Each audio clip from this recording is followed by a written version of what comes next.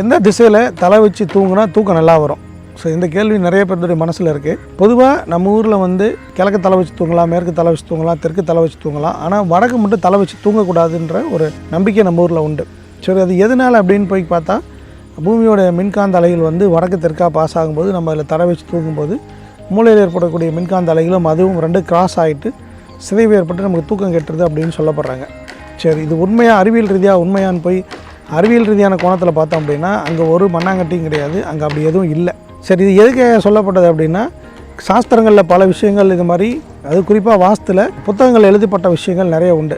ஜன்னலை வலது பக்கம் திறக்கணும், டோர் வலது பக்கம் திறக்கணும், ரெட்டைப்படை ஜன்னல் வைக்கணும், ஒற்றைப்படை ஜன்னல் வைக்கணும், இந்த மாதிரியான விஷயங்கள் வாஸ்து அப்படின்னு சொல்லி நம்பப்பட்டதோ அதே மாதிரி இந்த வடக்கு தலை வைத்து தூங்குறதும் தவறு அப்படின்னு சொல்லி இது வாஸ்துன்னு சொல்லப்பட்டு ரொம்ப காலமாக நம்பப்பட்டு வருது. என்னையை பொறுத்த வரைக்கும் ஒரு ரூமுக்குள்ளே 4 மூலை இருக்குது, 4 திசை இருக்குது, 4 கோணம் இருக்குது. ஸோ உங்களுக்கு எது சௌகரியமாக இருக்குது அந்த திசையில் வச்சு தலை வச்சு தூங்குங்க. எனக்கு ஒரு கிளைண்ட் ஒருத்தர் உண்டு ஈரோட்டில். ஸோ அந்த கிளைண்ட்டு பார்த்திங்கன்னா அந்த வீடு திசை திரும்பிய வீடு.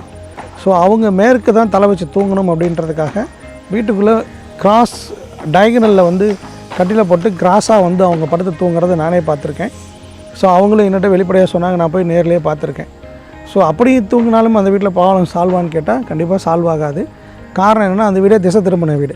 ஸோ அதை சரிப்படுத்த முடியாது. இப்படியெல்லாம் இதுக்குள்ளே ரொம்ப டெப்த்தாக போய் பார்த்தோம்னா இதுக்குள்ளே வெங்காய கதை தான், உள்ளே ஒன்றுமே கிடையாது. நீங்கள் வந்து மெத்தையில் தூங்குங்க, கட்டிலில் தூங்குங்க, ஸோ அதில் எதில் வேணால் தூங்குங்க, தரையில் கூட தூங்குங்க.